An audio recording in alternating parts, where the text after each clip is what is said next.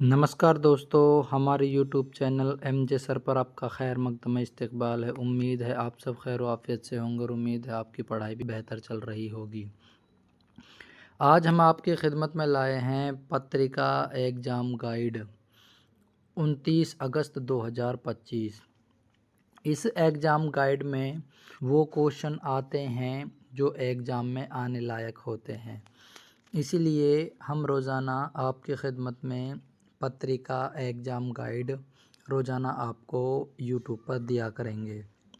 देखिए, पहला सवाल है, भारत का पहला एआई आधारित सड़क सुरक्षा पायलट प्रोजेक्ट किस प्रदेश में शुरू हुआ है?